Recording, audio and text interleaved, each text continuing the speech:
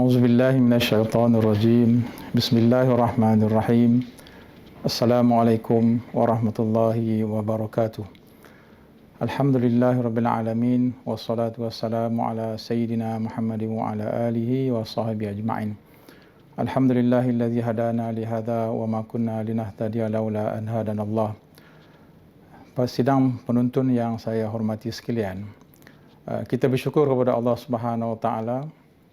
Pada hari ini dan ketika ini kita sudah pun berada pada penghujung Ramadan, yang bererti kita sudah pun berada pada fasa pembebasan daripada api neraka sebagaimana yang dijanjikan oleh Rasulullah SAW.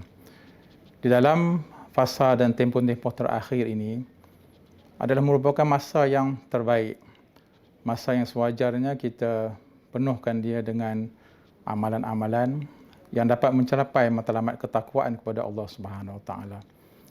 Itu adalah merupakan gesaan dan juga apa yang diperintahkan oleh Nabi SAW supaya kita banyak berdoa dan berusaha seperti mana yang disebutkan, Allahumma ja'al khaira umri akhirahu wa khaira amali khawatimahu wa khaira ayami yauma alqaka.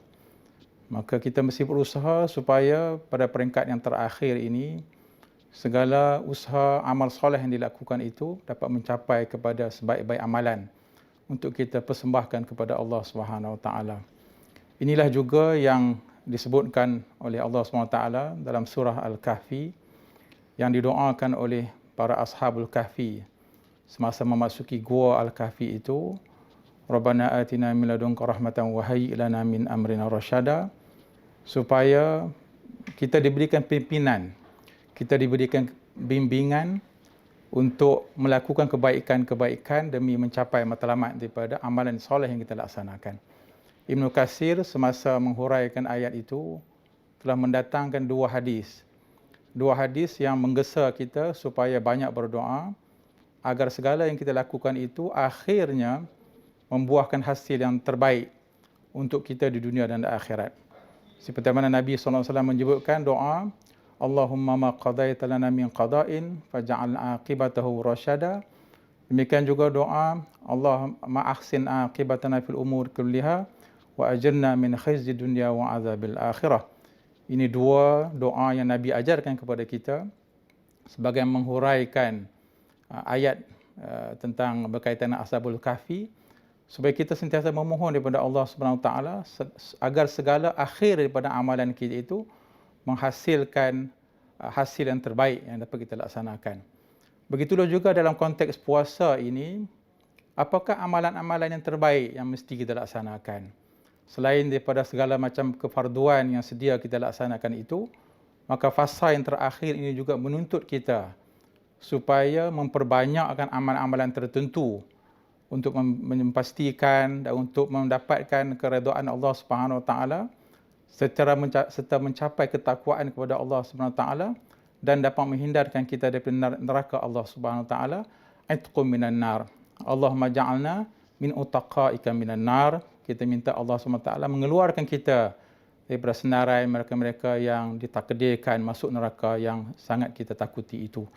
Maka dengan sebab itu kita lihat kepada apakah amalan yang kita boleh lakukan yang mesti diperbanyakkan pada peringkat akhir ini.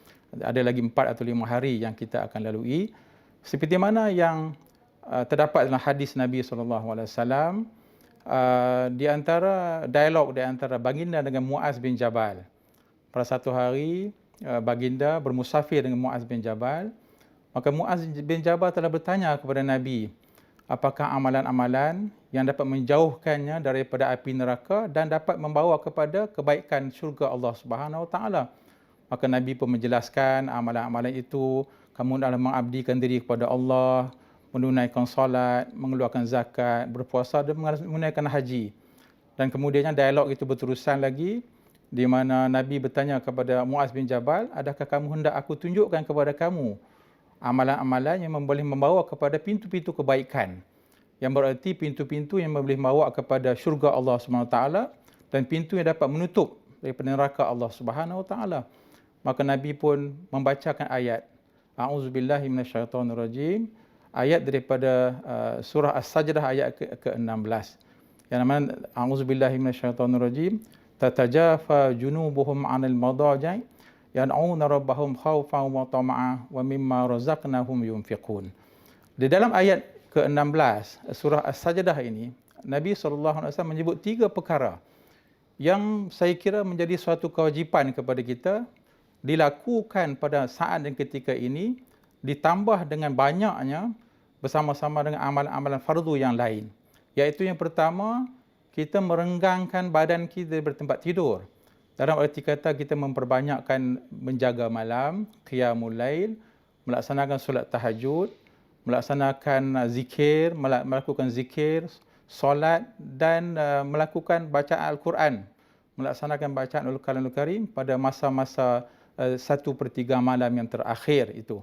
Itu yang pertama, memperbanyakkan qiyamul lail dan kita mengurangkan tidur kita sebagai satu mujahadah kita untuk mencapai ketakwaan dan bebas dari api neraka Allah Subhanahu Wa Taala. Dan yang kedua, kita juga diminta untuk banyak berdoa kepada Allah Subhanahu Wa Taala. Berdoa atas dasar takutnya kita kepada kemurkaan Allah atas dosa-dosa yang telah kita lakukan. Berdoa dengan penuh pengharapan untuk kita mendapatkan kebaikan-kebaikan daripada Allah Subhanahu Wa Taala, mendapat syurga Allah Subhanahu Wa Taala dan dilepaskan daripada neraka Allah Subhanahu Wa Taala.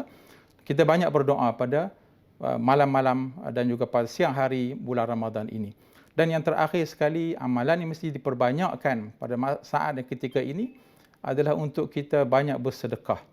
Kerana bersedekah itu selain daripada dapat menyucikan harta kita, dia juga dapat mengkifaratkan dan menutup segala macam kesilapan, dosa yang telah kita lakukan. Jadi pada akhir Ramadan ini, saya dalam tazkirah ringkas ini menggesa kepada sidang penonton sekalian agar kita sama-sama memperbanyakkan ketiga-tiga amalan ini. Iaitu amalan yang pertama, kita berjaga malam.